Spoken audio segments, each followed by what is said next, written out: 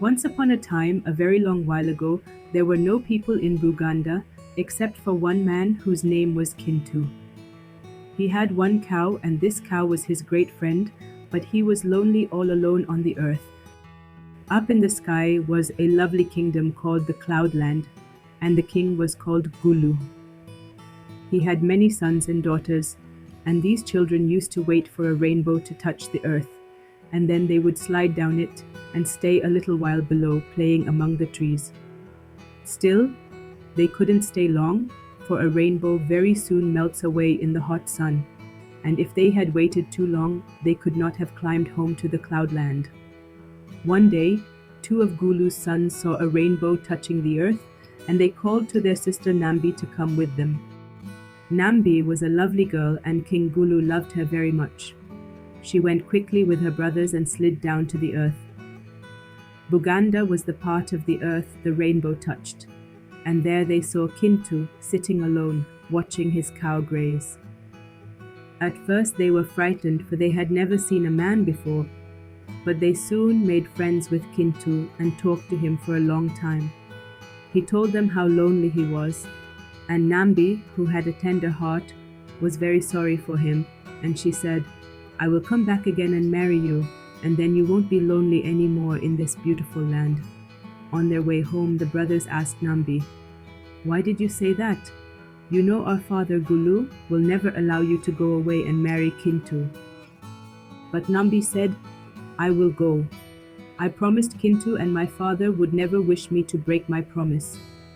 I will go home now, ask my father for permission, pack up all my things, and go to the earth to live there forever."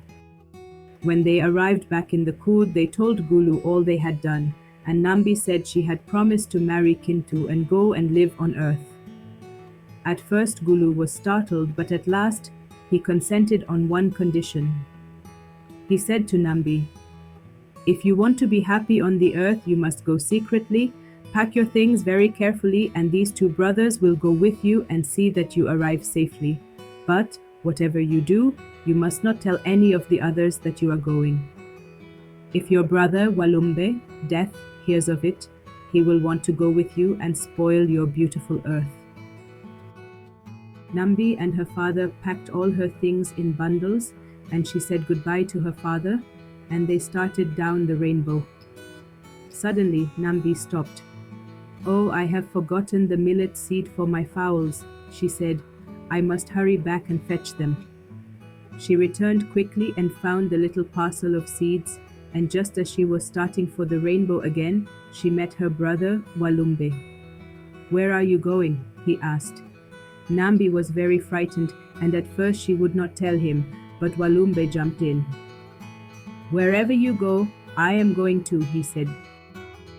"You cannot come with me," cried poor Nambi. "I am going to the earth, and our father said you were not to come with me." "Oh ho," said Walumbe, "so you have tried to have a secret from me. Well, you can go off, but I shall come and visit you and your man Kintu very soon." Poor Nambi cried very much, and when she came to the place where her brothers were waiting for her, she told them. They were horrified and afraid what their father Gulu might say, and they said to Nambi, "If you had not been disobedient, this would not have happened." But as nothing could be done, they all slid down the rainbow to the earth, and Nambi soon forgot her tears when she met Kintu again and saw how happy she had made him by coming back. Then the brothers said goodbye to her and went home, and Nambi began to make her new life. She untied the bundle of banana stalks and showed Kintu how to plant them in rows wide apart, for she said, "They will spread and need room to grow." Then she planted a bark cloth branch from which in time she showed Kintu how to make bark cloth, and she sowed some of the millet seed so that her fowls should always have food. And she and Kintu were very happy and loved each other very much. Then one day Walumbe came down to see them, and Nambi was very frightened.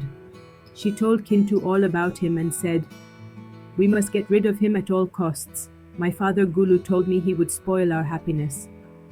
But nothing would induce Walumbe to go away, and at last Kintu promised him, "If you will go away and not return, I will give you my first child." And then he went back.